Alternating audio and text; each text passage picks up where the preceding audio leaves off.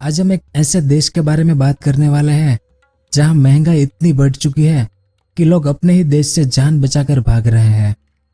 यहाँ पर जितना इंसान को मजदूरी दी जाती है उससे कहीं गुना ज्यादा रहने के लिए खर्च लग जाता है। हालात इतने खराब है कि यहाँ लगभग 1/3 लोग अपने 3 टाइम का खाना भी अफोर्ड नहीं कर सकते हैं। हम बात कर रहे हैं लैटिन अमेरिका के देश वेनेजुएला की। अब वेनेजुएला शुरुआत से गरीब नहीं था, बल्कि इसकी गिनती दुनिया के सबसे समृद्ध देशों में की जाती थी कुछ सालों पहले तक। लेकिन ऐसा क्या हुआ जो आज इस देश के पास खाने के भी पैसे नहीं है? तो आज के इस वीडियो में हम इसी के बारे में विस्तार से जानेंगे कि वेनेजुएला देश कैसे बर्बाद हो गया, क्या कारण है कि इस देश की स्थिति आज ऐसी हो गई है, ये भी जानेंगे। और इसके अलावा और भी बहुत कुछ जानने को मिलेगा आपको इस वीडियो में, तो वीडियो के अंत तक हमारे साथ बने रहिए। यह है वर्ल्ड मैप और यह है लैटिन अमेरिका, और इसमें यहाँ पर आता है वेनेजुएला। तो वेनेजुएला में आज जरूरत का सामान खरीदने के लिए लाखों रुपए खर्च करने पड़ते हैं। लोगों को ठीक से इलाज नहीं मिल पा रहा है, ना ही लोगों को खाना मिलता है, जिस कारण इस देश के अधिकांश लोग भूखमरी का शिकार हो चुके हैं। आज वेनेजुएला के ज्यादातर लोग पड़ोसी देश ब्राजील और दूसरे देश में पलायन कर रहे हैं। महंगाई इतनी तेजी से बढ़ रही है कि जो चीज आपने आज खरीदी उसी चीज की कीमत कुछ महीनों बाद 4 से 5 गुना तक चुकानी पड़ सकती है। और असलियत यह है कि गरीबी के कारण वेनेजुएला की महिलाओं को जिस्म का व्यापार तक करना पड़ रहा है। आज हमारे भारत के 25 रुपए वेनेजुएला के 1 लाख रुपए से भी ज्यादा है। वेनेजुएला को आर्थिक मंदी, कुपोषण, गरीबी, जरूरती सामान की कमी, बीमारी और बढ़ते क्राइम जैसी समस्याओं से आज गुजरना पड़ रहा है। आज वर्तमान समय में ऐसी हालत है वेनेजुएला देश की। तो सबसे पहले हम ये जानेंगे कि वेनेजुएला को इतने भयानक आर्थिक संकट का सामना क्यों करना पड़ा। तो वेनेजुएला पर आर्थिक संकट क्यों आया, इस बात का एक सीधा जवाब होगा यहाँ की गंदी राजनीति। वेनेजुएला की वोट बैंक वाली राजनीति ने देश को पूरी तरह से डुबा कर रख दिया है। 1980 के दशक से पहले वेनेजुएला एक समृद्ध देश हुआ करता था, लेकिन यहाँ पर राजनीति काफी ज्यादा हावी थी। 1980 के समय में वेनेजुएला लैटिन अमेरिका के सबसे अमीर देशों में से एक हुआ करता था, क्योंकि उस समय वेनेजुएला की per capita GDP, literacy rate और लिविंग कंडीशन आज के भारत से भी काफी ज्यादा अच्छी थी। तो सवाल यह उठता है कि वेनेजुएला के पास इतना पैसा कहां से आता था। दरअसल वेनेजुएला के पास एक बड़ी मिनरल वेल्थ मौजूद थी। दुनिया में सबसे ज्यादा ऑयल रिजर्व वेनेजुएला के पास ही है, यानी वेनेजुएला एक ऑयल बेस्ड कंट्री थी जो पूरी तरह से ऑयल पर निर्भर थी।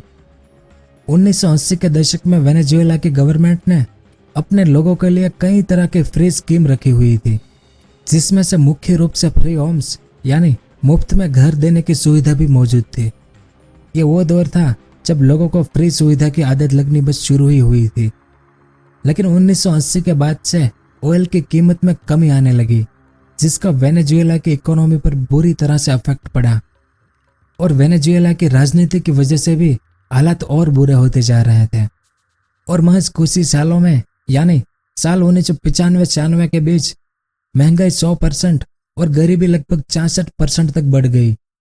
और वेनेजुएला की जीडीपी पर कैपिटा भी लगभग 40% तक गिर चुकी थी।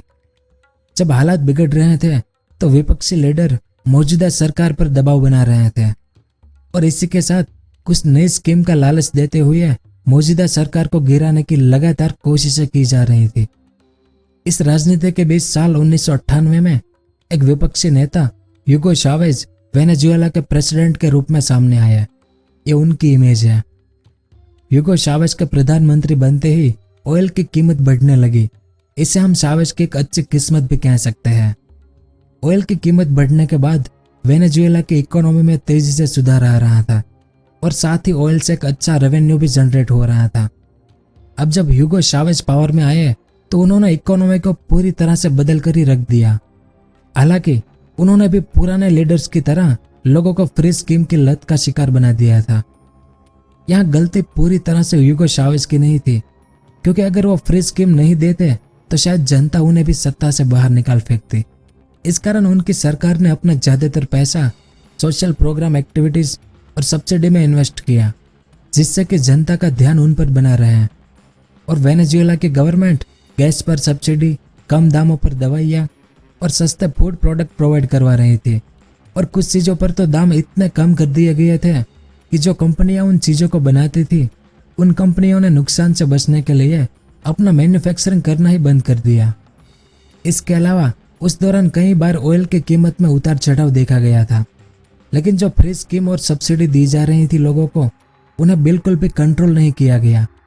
जब कंपनियों ने मैन्युफैक्चरिंग करना बंद कर दिया तो जरूरी चीज़ों को दूसरे देशों से इंपोर्ट किया जाने लगा, जो वेनेजुएला की इकोनॉमी पर नेगेटिव इफेक्ट डाल रहे थे। और ह्यूगो के कार्यकाल में उन्होंने देश के इकोनॉमिकल इंफ्रास्ट्रक्चर पर बिल्कुल भी ध्यान नहीं दिया। वे पूरी तरह से ऑयल पर डिपेंड हो गए थे। ऑयल के रेवेन्यू को विकास में खर्च ना करना ह्यूगो चावेज की सबसे बड़ी गलती थी। ह्यूगो के शासन में दूसरे इनकम सोर्स जनरेट करने पर भी ध्यान नहीं दिया गया, क्योंकि उन्हें ऑयल से अच्छा रेवेन्यू मिल रहा था। और साल 2013 में ह्यूगो चावेज के कैंसर के कारण मौत हो गई। चावेज के चले जाने के बाद साल 2013 में उनके करीबी निकोलस मादुरो को देश का प्रधानमंत्री बनाया गया। ये उनकी इमेज है। तो निकोलस मादुरो ने पावर में आते ही देश की इकोनॉमी पर ध्यान ना देते हुए उन्होंने भी चावेज के फ्री स्कीम वाली नीतियों को जारी रखा। एक नेता होने की वजह से उन पर यह दबाव भी था, क्योंकि जनता को फ्री सेवाओं की आदत लग गई थी। इसलिए वो सत्ता में रहने के लिए ये सब बंद नहीं कर सकते थे। मादुरो की किस्मत इतनी खराब थी कि उनके सत्ता में आने के बाद ही ऑयल के दाम तेजी से नीचे गिरने लगे थे। देश संकट की तरफ आगे बढ़ रहा था और देश को चलाने में कई समस्याएं आ रही थी। सब्सिडी की वजह से पहले ही प्रोडक्शन बंद हो गया था और अब जरूरी चीज़ों को बाहर से इंपोर्ट करने में भी काफ़ी परेशानियां आने लगी थी। फिर साल 2014-15 आते आते देश और भी ज़्यादा संकट की तरफ बढ़ता जा रहा था, क्योंकि तेल के दाम और भी ज़्यादा नीचे आ गए थे। और वेनेजुएला की सरकार को उन्हीं चीज़ों में कमी आ रही थी जो कि गवर्नमेंट सब्सिडी के प्रेशर में आकर मजबूरन कंपनियों को बंद करना पड़ा, जिसमें दवाइयाँ और खाने की चीज़ें सबसे पहले आती थी। अब चीज़ों की भूख तो फिर भी किसी तरह मिटाई जा सकती थी, लेकिन जो सत्ता की भूख थी वो मिटने का नाम ही नहीं ले रही थी। अपने फ्री स्कीम को जारी रखने के लिए मादुरो ने बाहर से कर्ज लेना शुरू कर दिया। और बात हद से ज़्यादा तब बढ़ जाती है जब मादुरो ने वेनेजुएला के पैसे को प्रिंटिंग करवाना शुरू कर दिया। साल 2015 के बाद से लगातार हर साल वेनेजुएला की जीडीपी में 5 से 10% तक की गिरावट दर्ज हो रही थी। दरअसल नोट की छपाई करवाने में भी कई फैक्टर्स होते हैं, क्योंकि ऐसे तो कोई भी देश पैसे छपवा कर देश की गरीबी मिटा सकता है, लेकिन ऐसा होता नहीं है। इस कारण मादुरो की करेंसी प्रिंटिंग और डेट के बाद वेनेजुएला पूरी तरह से बर्बाद हो चुका था। साल 2016 में वेनेजुएला का इन्फ्लेशन रेट 800% दर्ज किया गया था, जिसके बाद साल 2018 के खत्म होने तक यह रेट 3 लाख से भी ज़्यादा तक पहुंच गया। अगर हम आज की बात करें तो वहां का इन्फ्लेशन रेट मिलियन तक पहुंच गया है। आज हमारे भारत का करंट इन्फ्लेशन रेट अभी 6% के अराउंड है। तो आप ये समझ ही गए होंगे कि वेनेजुएला के क्या हालात होंगे। तो वेनेजुएला के लीडर्स देश की गरीबी को मिटाना चाहते थे, जैसा कि उन्होंने वादा किया था। लेकिन गरीबी मिटाने का मतलब ये नहीं होता कि फ्री में चीज़ें बांट दी जाए या सीधा नोट छाप कर ही दे दिया जाए। सरकार गरीबी मिटाने के लिए ऑयल के रेवेन्यू को नई इनकम सोर्स जनरेट करने में इन्वेस्ट कर सकती थी, लेकिन वेनेजुएला में ऐसा नहीं किया गया। अब हमारे भारत में भी कई फ्री स्कीम को लेकर वोट बैंक वाली राजनीति की जाती है।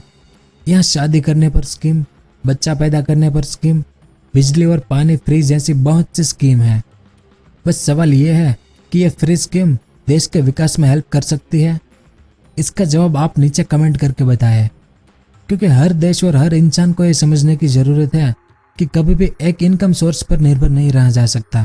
जैसे वेनेजुएला के लीडर्स लोगों को सहारा तो देना चाहते थे, लेकिन वे बदले में उनके पैरों को ही खींच कर ले गए, क्योंकि मुफ्तखोरी ज़्यादा समय तक नहीं चलती। मादुरो ने अपनी पावर का बहुत गलत फायदा उठाया, जिस वजह से अमेरिका ने उन पर कई प्रतिबंध लगा दिए, जैसा अमेरिका हमेशा से करता आया है। और अमेरिका और भारत ही 2 देश ऐसे हैं जो वेनेजुएला से सबसे ज़्यादा ऑयल इंपोर्ट करते थे। तो यह सब कुछ था इस वीडियो में कि वेनेजुएला कैसे बर्बाद हो गया। उम्मीद है कि आपको कुछ जानने को मिला होगा। अगर वीडियो पसंद आया हो तो लाइक और शेयर जरूर करें। पूरा वीडियो देखने के लिए आपका बहुत बहुत धन्यवाद। अगर आपको इस तरह के इन्फॉर्मेटिव वीडियो देखना पसंद है तो हमारे इस चैनल को सब्सक्राइब करें और हमारी नई वीडियो सबसे पहले देखने के लिए इस बेल आइकन को भी जरूर दबाएं।